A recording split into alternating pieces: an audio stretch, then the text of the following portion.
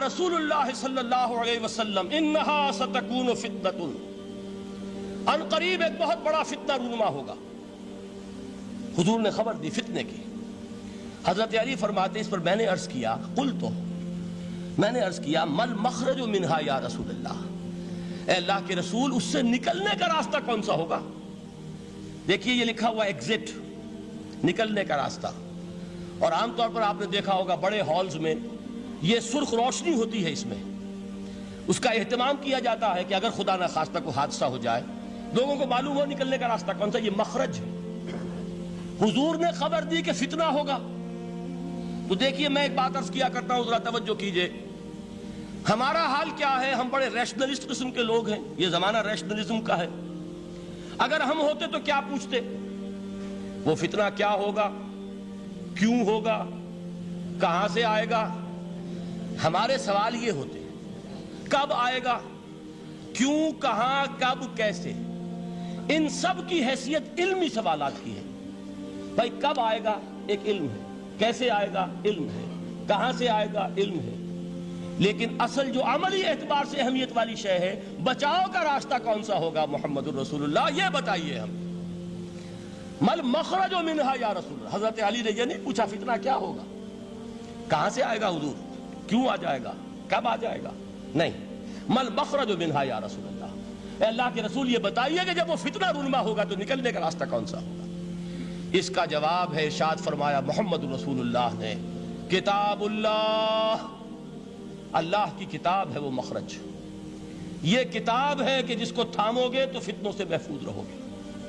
اس کے بعد آپ فرماتے ہیں فیہ نبأ ما قبلکم وخبر ما بعدکم وحکم ما بینکم، اس میں تم سے پہلوں کی بھی خبریں موجود ہیں، عاد اور سمود اور قوم نوح اور قوم ہود اور قوم لوط اور قوم صالح اور آل فرعون، یہ کون ہے؟ من قبلکم، تم سے پہلے، وفیہ خبر ما بعدکم، جو کچھ تمہارے بعد ہونے والا ہے اس کی خبریں بھی موجود ہیں، لیکن وہ کیسے ہوں گی؟ وہ بٹوین دی لائنز ہوں گی، وہ بین السطور ہوں گی۔ ان کے لیے انسان کو، آپ کو معلوم ہے کہ عبارت میں سطور ہوتی ہے اور ایک درمیان میں ہوتا ہے، ان کے کچھ لکھا ہوا نہیں ہوتا۔ You have to read between the lines۔ قرآن میں بعد میں آنے والے حالات بھی درج ہیں، لیکن اس طرح نہیں جیسے کہ پچھلے حالات درج ہیں۔ اس کے لیے ذرا ان ڈیپتھ پونڈرنگ اوور، غور و فکر اور تدبر کی ضرورت ہوگی۔ وَحُکْمُ مَا بَيْنَكُمْ، اور جتنے اختلافات تمہارے اندر پیدا ہوں گے تا قیام قیامت، ان سب کا فیصلہ بھی اس کتاب میں موجود ہے۔ وَهُوَ حَبْلُ اللَّهِ الْمَتِينُ وَهُوَ الذِّكْرُ الْحَكِيمُ، یہی تو ہے وَهُوَ الصِّرَاطُ الْمُسْتَقِيمُ، سیدھا راستہ، اور کون سا؟ یہی قرآن تو ہے۔ ہر رکعت میں کہتے ہو اهْدِنَا الصِّرَاطَ الْمُسْتَقِيمُ، اور قرآن دیا ہوا ہے اس پر غور نہیں کرتے۔ عجیب تماشا ہے ہمارا، نماز کی ہر رکعت میں اهْدِنَا الصِّرَاطَ الْمُسْتَقِيمُ، اور حضور فرمائے وَهُوَ الصِّرَاطُ الْمُسْتَقِيمُ، صراط مستقیم یہ قرآن ہی تو ہے، الذکر الحکیم یہ قرآن ہی تو ہے، وَهُوَ حَبْلُ اللَّهِ الْمَتِينُ، اور یہی ہے اللہ کی مضبوط رسی۔ آپ نے قاری صاحب سے وہ آیات سنی سورہ آل عمران کی، وَاعْتَصِمُوا بِحَبْلِ اللَّهِ جَمِيعًا وَلَا تَفَرَّقُوا، اللہ کی رسی کو مضبوطی سے مل جل کر تھامو اور تفرقے میں مبتلا نہ ہو۔ تفرقہ ہوگا تو کیا ہوگا؟ تمہاری ہوا اکھڑ جائے گی۔ آج آپ کو معلوم ہے دول عرب اگر یہ یکجا ہو جائیں، ایک دن کے لیے اسرائیل قائم نہیں رہ سکتا، امریکہ نہیں، امریکہ کا باپ اسے قائم نہیں رکھ سکتا۔ اگر امت عرب ہی جمع ہو جائے، عالم اسلام تو بڑی شے ہے، جو وسائل ان کے پاس ہیں، جو اللہ تعالیٰ نے ان کو نعمتیں عطا فرمائی ہیں، لیکن افتراق، انتشار، اختلاف، جتھے بندی، گروہ بندی، دھڑے بندی، اس نے اسرائیل کا خنجر ان کے سینے میں پیوست کیا ہوا ہے۔ اس لیے کہ فَتَذْهَبَ رِيحُكُمْ، اگر تم اختلاف کرو گے تو تمہاری ہوا اکھڑ جائے گی، آج وہ ہوا اکھڑ چکی ہے۔ تو فرمایا وَاعْتَصِمُوا بِحَبْلِ اللَّهِ جَمِيعًا وَلَا تَفَرَّقُوا، اللہ کی رسی کو مضبوطی کے ساتھ مل جل کر تھامو اور تفرقے میں مت پڑو۔ حضور فرما رہے ہیں وہ اللہ کی رسی کون سی؟ هُوَ حَبْلُ اللَّهِ الْمَتِينُ، یہی قرآن ہے اللہ کی مضبوط رسی۔ علامہ اقبال نے کیا خوب کہا ہے، علامہ اقبال نے قرآن اور حدیث کے حقائق کو جس طریقے سے اشعار کا جامع پہنایا ہے، وہ تو خود کہتے ہیں گوہر دریائے قرآن سفتام، میں نے قرآن مجید کے دریا سے موتی نکال کر اپنے اشعار کے اندر میں نے چن دیے ہیں، میرا کام اور کچھ نہیں ہے۔ موتی کوئی بھی غواص پیدا نہیں کرتا، دریا کی گہرائی سے نکال لاتا ہے، یہ میری حکمت نہیں ہے جو میرے اشعار میں ہے، یہ میں نے قرآن مجید کے دریا میں غوطہ زنی کر کے اس سے یہ موتی نکالی، گوہر دریائے قرآن سفتام۔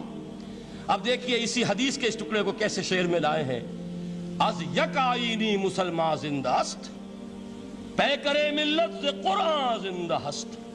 مسلمان کی زندگی تو ایک آئین کے بدولت ہے، یہ آئین قرآن، جو کہا تھا کبھی قائد اعظم مرحوم نے جب پوچھا گیا تھا کہ آپ کے پاکستان کا دستور کیا ہوگا، کیا فرمایا تھا یاد کیجئے کہ ہمیں کسی نئے دستور کی ضرورت نہیں، ہمارا دستور 1400 برس پہلے طے ہو چکا ہے۔ یہ ہماری بدقسمتی ہے جو کچھ کہا تھا قائد اعظم نے کہ God has given us a golden opportunity to prove our worth as architects of a new state, and let it not be said that we didn't prove equal to the task۔ میں معذرت کے ساتھ عرض کروں گا حضرت کہ واقعہ یہ ہے کہ ہم اس کے equal to the task ثابت نہیں ہوئے۔ قائد اعظم کا دیا ہوا پاکستان آج دنیا میں موجود نہیں ہے، اس کا ایک حصہ اپنے نام سے دستبردار ہو کر بنگلہ دیش بن چکا ہے، اس نے اپنی تاریخ کو خیر بات کہہ دیا ہے، حالانکہ مسلم لیگ کی جنم بھومی ڈھاکہ ہے، 1906 میں ڈھاکہ میں مسلم لیگ نے جنم لیا تھا، اور اگر وہ صرف ہم سے علیحدہ ہوتا یہ اکیرا صدمہ ہوتا، لیکن یہ کہ اس نے جب نام بدلا ہے در حقیقت اس نے اپنے تاریخ سے اپنے پس منظر سے استعفیٰ دیا ہے۔ یہ ہمارا دوہرا ہمارے لیے صدمے کی بات ہے۔ کیا 2 یمن موجود نہیں ہیں؟ ان میں سے کوئی ایک بھی اپنا نام چھوڑنے کو تیار ہوگا؟ کیا 2 جرمنی دنیا میں موجود نہیں ہیں؟ کوئی ایک بھی ان میں سے اپنا نام چھوڑے گا؟ کیا 2 کوریا نہیں ہیں؟ 2 ویتنام نہیں ہیں؟ تو کیا 2 پاکستان نہیں ہو سکتے تھے؟ ہو سکتے تھے۔ میں یہ کہا کرتا ہوں کہ یہ اکیرا صدمہ ہے علیحدگی، اور دوہرا صدمہ ہے، اور اس سے کہیں زیادہ بڑا کہ انہوں نے اپنا نام بدل دیا، اپنی آئیڈینٹی چینج کر دی، انہوں نے وہ نام اپنے ماتھے سے اتار کر خلیج بنگال کے اندر ڈبو دیا۔ یہ بہت بڑی سزا ہے جو ہمیں ملی ہے۔ کیوں ملی ہے؟ کہ ہم نے 25 برس تک اس قائد جس کو کہا تھا کہ وہ ہمارا آئین ہے، اس کو آئین نہیں بنایا۔ ہم نے دنیا کے سامنے جھولیاں پساری، ہم نے طرح طرح کے نظاموں کو آزمایا، لیکن اس قرآن کی طرف پیش قدمی نہیں کی۔ اللہ تعالیٰ ڈھیل دیتا ہے لیکن سزا بھی بہت سخت ہوتی ہے۔ ان بطش ربک لشدید، وہ ہم پر کوڑا برسا ہے۔ تاریخ انسانی کی عظیم ترین شکستوں میں سے ایک شکست ہے کہ جو ہمارے ماتھے پر کلنک کے ٹیکے کی طرح موجود ہے۔ اللہ کرے کہ آئندہ یہ تاریخ اپنے آپ کو نہ دہرائے، لیکن میں عرض کر دیتا ہوں آپ سے، جو ہمارے لچھن ہیں، جو ہمارا طرز عمل ہے، جو ہمارے لیل و نہار ہیں، جو ہمارا انداز ہے، اللہ کے دین کا استہزاء اور تمسخر، جس طرح اللہ کے ساتھ مذاق ہم کر رہے ہیں، اس کا شاید اس سے بھی کہیں زیادہ برا نتیجہ نکلے۔ اللہ مجھے اور آپ کو اور ارض مقدس پاکستان کو اس انجام سے بچائے، لیکن اس کے لیے کام کرنا ہوگا۔ صرف کہنے سے بات نہیں بنے گی، کمر کسنی ہوگی، ہمت جو ہے پھر انسان کو اثر نو، ایک نئی تعمیر، ایک عزم، ایک ہاتھ میں قرآن اور ایک میں تلوار لے کر یہ امت پھر دوبارہ میدان میں آئے۔ بہرحال عرض یہ کرنا تھا، اقبال کہتا ہے از یک آئینی مسلمان زندہ است، پے کرے ملت سے قرآن زندہ ہست، ماں ہما خاک و دل آگاہ اوست، اعتصامش کن کہ حبل اللہ اوست۔ تامو اس کو مضبوطی کے ساتھ، حبل اللہ یہی قرآن ہے۔ یہ یک آئینی اور پیکر قرآن کی زندگی، پیکر ملت کی زندگی جو ہے اس قرآن کی بدولت ہے۔ تو حضور نے کیا فرمایا؟ فتنے سے بچنے کا راستہ کون سا ہے؟ کتاب اللہ فیہ نبأ ما قبلکم وخبر ما بعدکم وحکم ما بینکم وہو الصراط المستقیم وہو حبل اللہ المتین وہو الذکر الحکیم۔ ایک 3 جملے اور سن لیجئے۔ هو الذی لا یشبع منہ العلماء ولا یخلق عن کثرت الرد۔ یہ قرآن وہ شے ہے جس سے اہل علم کبھی سیر نہ ہو سکیں گے۔ ولا تنقضی عجائبہ، اس کے عجائب کبھی ختم نہیں ہوں گے۔ یہ ہیروں کی وہ کان نہیں ہے کہ جو کبھی خالی ہو جائے کہ سارے ہیرے نکل چکے، اب مزید ہیرے نہیں ہیں، نہیں، علم اور حکمت کے ہیرے اور ہدایت اور حکمت کے موتی اس میں سے ابد الآباد تک نکلتے رہیں گے۔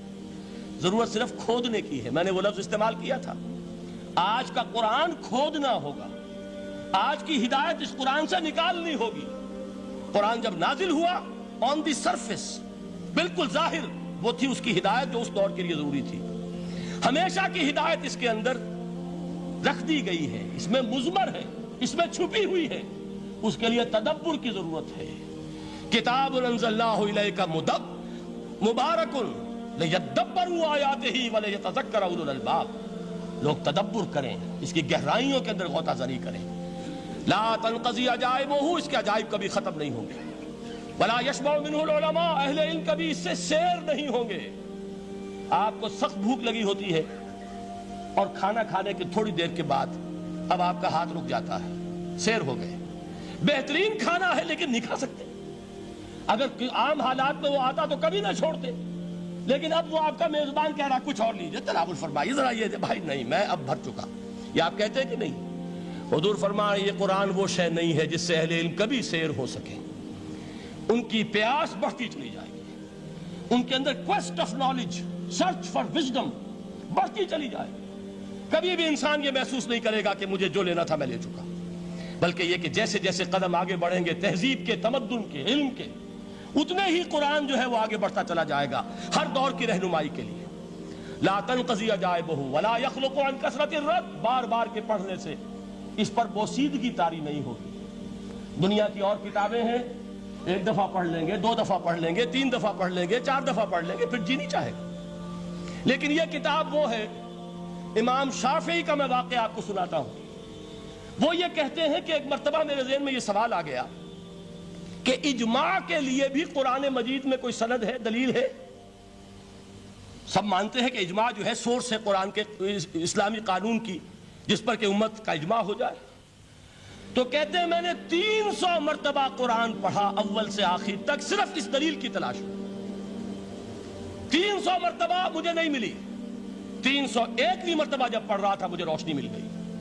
وہ یبتغی غیر سبیل المومنین کے جو الفاظ آئے ہیں، نولہ ما تولی ونصلہ جہنم، جو کوئی شخص مسلمانوں کے راستے کو چھوڑ کر کوئی اور راستہ اختیار کرے گا ہم اسے اسی کے حوالے کر دیں گے اور جہنم میں پہنچا دیں گے۔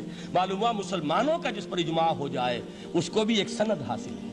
یہ مسلمانوں کا مجمع علیہ ایک راستہ ہے، اس کو بھی ایک سند اور دلیل کی حیثیت حاصل ہے۔